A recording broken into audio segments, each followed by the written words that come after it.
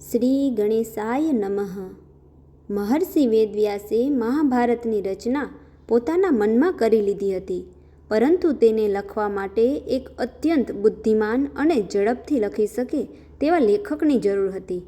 બ્રહ્માજીની સલાહ પર તેઓ ભગવાન શ્રી ગણેશ પાસે ગયા.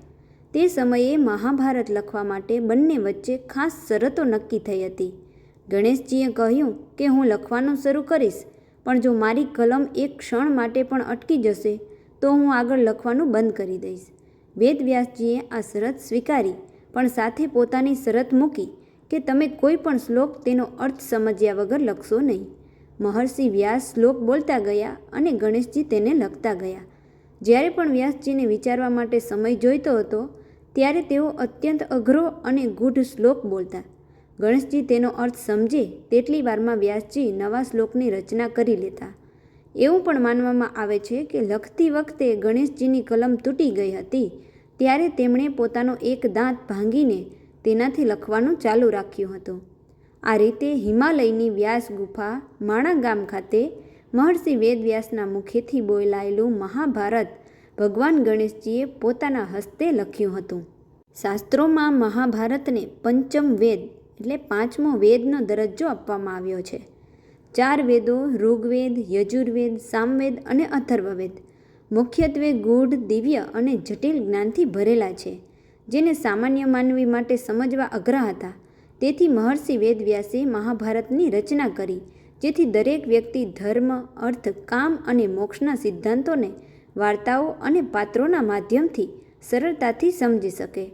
આ મહાકાવ્યના 1 લાખ શ્લોકોનો પાઠ તો પહેલાંના ઋષિમુનિઓ કરતા હતા. આજનો ટૂંકા સમયવાળો, ટૂંકા આયુષ્યવાળો અને ટૂંકી બુદ્ધિવાળો મનુષ્ય આનો અભ્યાસ કરી શકતો નથી, અને એટલા માટે ત્યાર પછી થયેલા સંતો મહંતોએ આ ગ્રંથને ટૂંકમાં લખ્યો.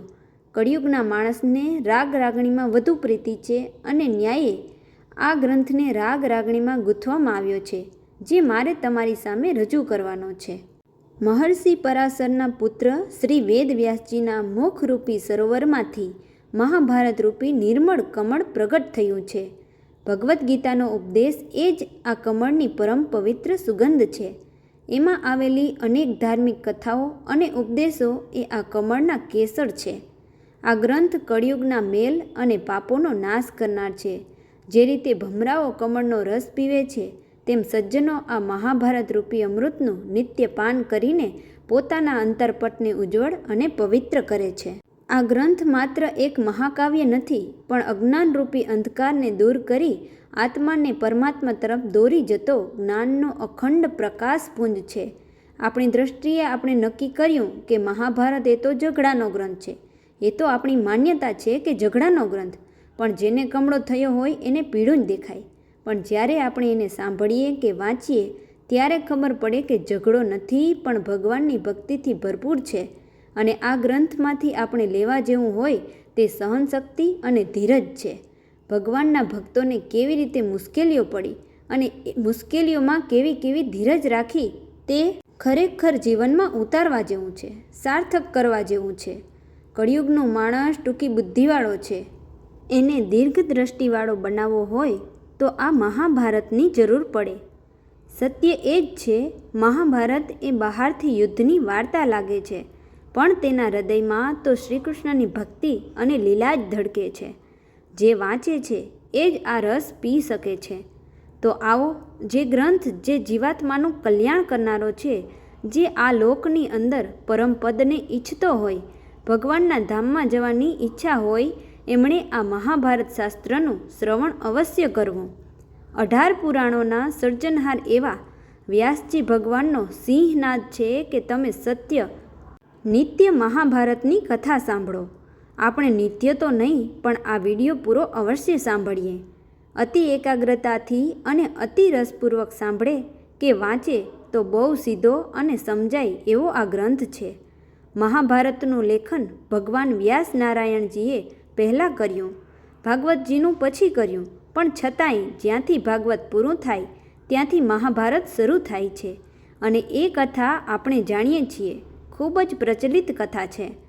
અર્જુનના પુત્ર અભિમન્યુ અને આ અભિમન્યુના પુત્ર મહારાજા પરીક્ષિત આ પરીક્ષિત રાજાને રાજ્ય સોંપી અને પાંડવો જ્યારે હિમાલય તરફ ગમન કરે તો એ વખતે ભીમસેન પરીક્ષિત મહારાજને એવી ભલામણ કરી કે આ ઓરડાની અંદર જે પેટી છે એ તું ખોલીશ નહીં, અને તેમણે ખોલી પણ ન હતી.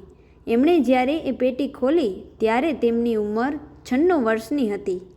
ઘણી ધીરજ રાખી, પણ મનમાં એમ થયું કે આની અંદર શું ખજાનો હશે એમ વિચારી અને પેટી ખોલીને મુગટ માથે મૂક્યો, જે જરાસંઘ માણસોને ચૂસીને બનાવતો.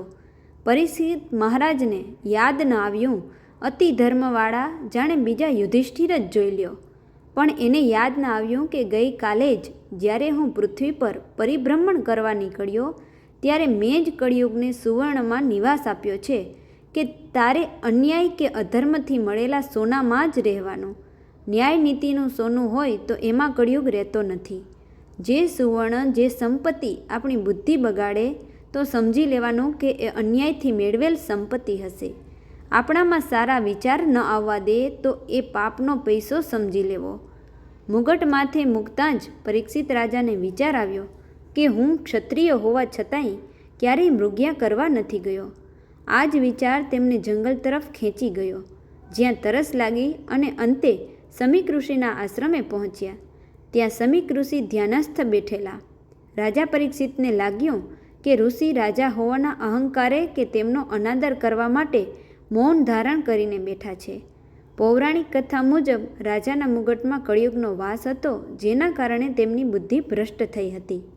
ક્રોધ અને અપમાનની લાગણીમાં આવીને રાજા પરીક્ષિતે પોતાનું ધનુષ્ય અણીથી એક મરેલો સાપ ઊંચકીને સમીક ઋષિના ગળામાં નાખી દીધો અને ત્યાંથી ચાલ્યા ગયા. સમીક ઋષિના પુત્ર શૃંગી જ્યારે આશ્રમે પાછા ફર્યા અને પિતાના ગળામાં મરેલો સાપ જોયો ત્યારે તેઓ અત્યંત ક્રોધિત થયા. તેમણે નદીમાંથી જળ હાથમાં લઈને રાજા પરીક્ષિતને શાપ આપ્યો, જે પાપી રાજાએ મારા નિરપરાધ પિતાનું આટલું મોટું અપમાન કર્યું છે તેનું આજથી 7મા દિવસે તક્ષક નાગના કરડવાથી મૃત્યુ થશે. જ્યારે સમીક ઋષિની સમાધિ ખુલી ત્યારે તેમને પુત્રના આ ઉતાવળા શાપ બદલ દુઃખ થયું, પણ શાપ ભોગ થઈ શકે તેમ નહોતો. જ્યારે પરીક્ષિત મહારાજને ખબર પડી કે તેમને શૃંગી ઋષિનો શાપ મળ્યો છે અને 7મા દિવસે તક્ષક નાગના ડંખથી તેમનું મૃત્યુ નિશ્ચિત છે, ત્યારે તેમણે એક ક્ષણનો પણ વિલંબ કર્યા વગર ખૂબ જ અગત્યના નિર્ણય લીધો. રાજા પરીક્ષિત જાણતા હતા કે રાજ્ય પ્રજા વગર અનાથ ન રહેવું જોઈએ, તેથી તેમણે તરત જ પોતાના જ્યેષ્ઠ પુત્ર જન્મેજયનો રાજ્યાભિષેક કર્યો અને હસ્તિનાપુરનું શાસન સોંપી દીધું. સામાન્ય માણસ મૃત્યુની ખબર પડે ત્યારે ભયભીત થઈને બચવાના ઉપાયો શોધે કે મોહ માયામાં લપેટાય છે, પરંતુ રાજા પરીક્ષિતે મુગટ અને સામ્રાજ્યનો ત્યાગ કરીને સંન્યાસી જેવો ભાવ ધારણ કરી લીધો. રાજપાટ સોંપ્યા પછી પરીક્ષિત મહારાજે સંપૂર્ણપણે સાંસારિક બંધનો તોડી નાખ્યા. તેઓ ગંગા કિનારે સુકતાલ જઈને અનશન વ્રત ધારણ કરીને બેસી ગયા. ત્યાં અનેક ઋષિમુનિઓ એકઠા થયા, પણ જ્યારે મહર્ષિ સુખદેવજી, ભગવાન વ્યાસના પુત્ર, ત્યાં પધાર્યા ત્યારે રાજાએ તેમના ચરણોમાં પ્રણામ કરી અને પૂછ્યું, મૃત્યુ સન્મુખ ઊભેલા મનુષ્યનું સાચું કર્તવ્ય શું છે?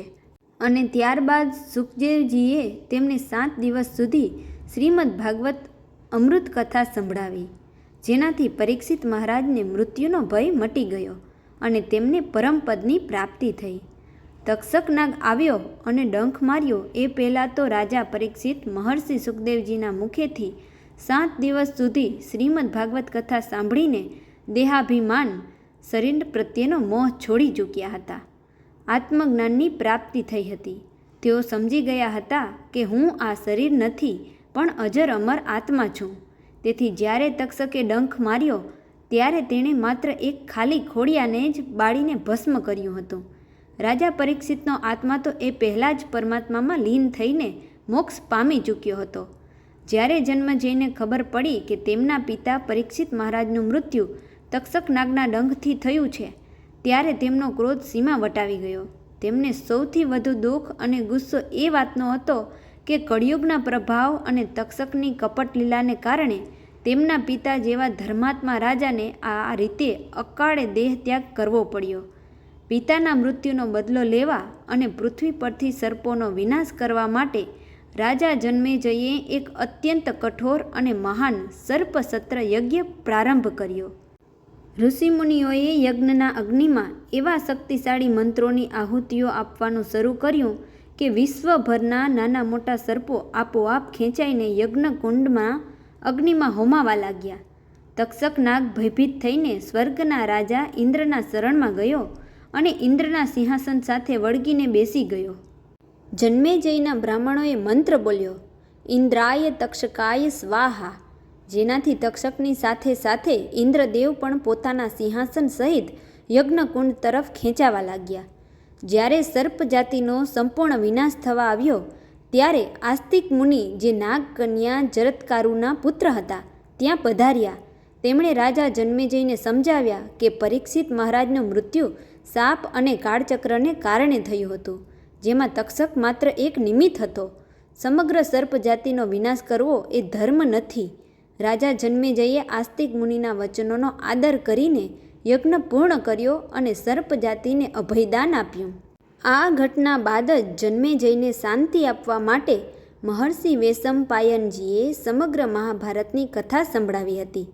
મહર્ષિ વૈશંપાયનજીના રાજા જન્મેજયને કહે છે કે હે રાજા જન્મેજય, હવે હું તને પુણ્યશાળી અને ધર્માત્મા પાંડવોની કથા, તેમના જન્મથી લઈને તેમના સમગ્ર જીવનનો મહાન ઇતિહાસ સંભળાવું છું, જે સાંભળવાથી સર્વ પાપોમાંથી મુક્તિ મળે છે. મહર્ષિ વૈશંપાયન કથા આગળ વધારતા કહે છે કે યમુનાજીના પવિત્ર કિનારે એક અત્યંત વૈભવશાળી અને સુંદર નગરી વસેલી હતી. આ નગરીના સ્થાપક અને ચક્રવર્તી રાજા એટલે રાજા હસ્તસેન, હસ્તી. રાજા હસ્તસેન પરમ પ્રતાપી, ન્યાયપ્રિય અને પ્રજાપાલક હતા. તેમના નામે જ આ નગરી હસ્તિનાપુર તરીકે ઓળખાઈ. રાજા પાસે રિદ્ધિ સિદ્ધિ, અઢળક સંપત્તિ અને વૈભવ હતો. તેમના રાજમહેલમાં 13 રાણીઓ હતી. વૈશંપાયન મુનિ આગળ વર્ણવે છે કે આટલો બધો વૈભવ અને 13 રાણીઓ હોવા છતાં રાજા હસ્તસેનના આંગણે કોઈ પુત્રરત્ન કે સંતાનની પ્રાપ્તિ થઈ નહોતી. પરંતુ વન તરફ પ્રયાણ કરતી વખતે તેમણે પોતાના પ્રિય અને પાલતુ પોપટ સુખને પોતાની સાથે લઈ લીધો. એક દિવસ રાજા તપસ્યામાં લીન હતા. ત્યારે રાત્રિના સમયે નજીકના એક ઘટાદાર વૃક્ષ પરથી એક ઘુવડનો અવાજ સંભળાયો. ઘુવડ સામાન્ય પક્ષી નહોતું, પરંતુ પૂર્વજન્મના પુણ્ય પ્રભાવથી ગૂઢ જ્ઞાન ધરાવતું હતું. જ્યારે તે ઘુવડ દેવલોકમાં ગયું ત્યારે તેણે ત્યાં બ્રહ્મર્ષિ વિશ્વામિત્ર અને દેવતાઓ વચ્ચે થતી એક અત્યંત મહત્વપૂર્ણ વાતચીત સાંભળી. વિશ્વામિત્ર મુનિએ દેવસભામાં ઘોષણા કરી હતી કે આજનો દિવસ અને આ વિશિષ્ટ મુહૂર્ત અત્યંત દિવ્ય અને અમોઘ છે. આ શુભ મુહૂર્તમાં જે પણ મનુષ્ય કે જીવ સાચા હૃદયથી પ્રભુનું સ્મરણ કરશે તેને પુત્ર પ્રાપ્તિ થાય. જ્યારે ઘુવડ દ્વારા વિશ્વામિત્રજીના એ અમોઘ અને પવિત્ર મુહૂર્તની ખબર પડી ત્યારે રાજા હસ્તસેન માટે એક મોટી ધર્મ સંકટની સ્થિતિ ઊભી થઈ.